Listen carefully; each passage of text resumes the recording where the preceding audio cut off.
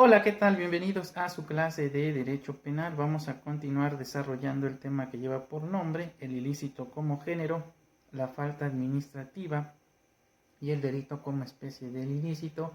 Y en el último video mencionábamos que en esta ocasión vamos a analizar ya de manera particular lo relativo al concepto legal de lo que se conoce como la infracción cívica. En relación al tema es importante precisar que el artículo 3º, fracción 11 de la Ley de Cultura Cívica de la Ciudad de México nos proporciona un concepto legal de lo que debe entenderse por infracción cívica, pues dicho dispositivo expresamente refiere que para efectos de dicha ley se entenderá por infracción el acto u omisión que sanciona dicha ley. En ese contexto entonces es importante aclarar que por acción ha de entenderse el movimiento corporal por voluntad que desencadena un resultado causal, o mejor dicho, un movimiento corpóreo tendiente a producir un resultado. Dicho resultado debe ser meramente formal y en otras ocasiones de carácter material, es decir, en ciertas ocasiones no se va a provocar un cambio en el mundo exterior, sino simplemente se transgrede la norma, y en otras ocasiones se requerirá de un cambio físico en el mundo exterior. Ahora bien, por cuanto hace a la omisión, esta consiste en dejar de hacer lo que la norma de derecho normalmente le exige realizar a un sujeto, que bien puede traducirse en la abstención de ejecutar un determinado movimiento. Por otra parte, cabe precisar que una conducta, es decir, una acción o omisión, debe ser administrativamente relevante. Esto quiere decir que debe estar previamente establecida como infracción cívica dentro de la Ley de Cultura Cívica de la Ciudad de México, o en su defecto en alguno de los ordenamientos en materia de faltas de policía y buen gobierno que sean de la exclusiva competencia del juez cívico,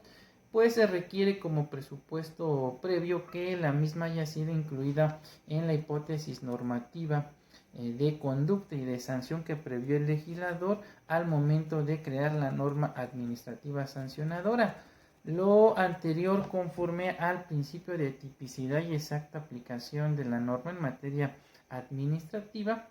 pues dichos subprincipios constituyen lo que se conoce como el núcleo duro de lo que es el principio de legalidad penal, que se encuentra consagrado en el artículo 14, párrafo 3 de la Constitución Política de los Estados Unidos Mexicanos, y que fue retomado por el artículo 3º, fracción 11 de la Ley de Cultura Cívica de la Ciudad de México. Bajo la anterior tesitura, la concepción legal aportada por el dispositivo legal en comento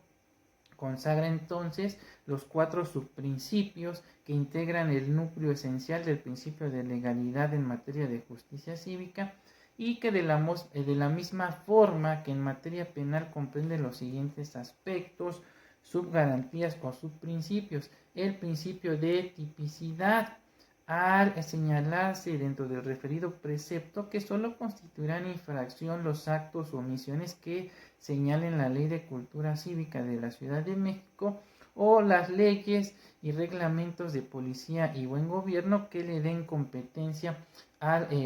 juez cívico. En segundo lugar, tenemos lo que se refiere al principio de reserva de ley, ya que solo la Ley de Cultura Cívica o los reglamentos las leyes y reglamentos de policía y buen gobierno podrán precisar qué conductas constituirán infracción y cuál es su sanción respectiva. Asimismo, se contempla el principio de exacta aplicación de la norma, pues la Ley de Cultura Cívica y los reglamentos de policía y buen gobierno señalarán en forma precisa y concisa qué conductas serán consideradas como infracciones, así como el tipo de sanciones que se impondrán a los que incurran en ellas. Y finalmente también consagra el principio de prohibición de analogía y mayoría de razón, pues el juez cívico solamente podrá sancionar como infracción aquellos actos u omisiones que previamente hayan sido decretados como tal por la Ley de Cultura Cívica o alguno de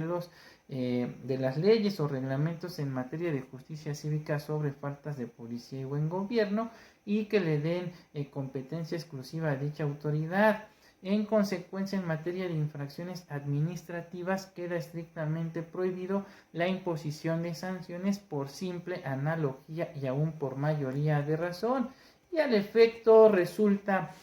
pertinente analizar el contenido de la tesis de jurisprudencia con número de registro 174.326, correspondiente a la novena época, emanada del Pleno de la Suprema Corte de Justicia de la Nación, con motivo de la acción de inconstitucionalidad 4/2006, y que lleva por rubro el siguiente: tipicidad. El principio relativo normalmente referido a la materia penal es aplicable a las infracciones y sanciones administrativas. Esta tesis jurisprudencial refiere que el principio de tipicidad, que junto con el de reserva de ley, que integran el núcleo duro del principio de legalidad en materia de sanciones, se manifiesta como una exigencia de predeterminación normativa clara y precisa de las conductas ilícitas y de las sanciones correspondientes,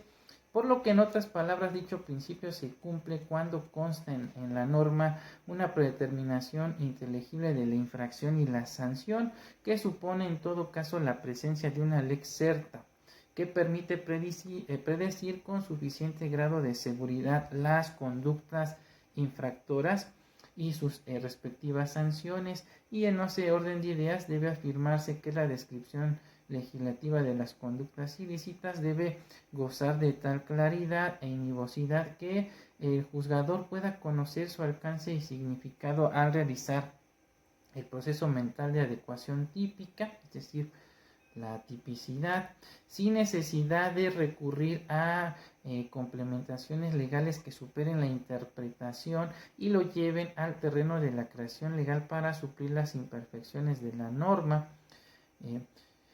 Ahora bien, toda vez que el derecho administrativo es sancionador y el derecho penal son manifestaciones de la pretensión punitiva del Estado, y dada la unidad de esta en la interpretación constitucional de los principios del derecho administrativo sancionador, debe acudirse entonces al principio de tipicidad, normalmente referido a la materia penal, haciéndolo extensivo a las infracciones y sanciones administrativas,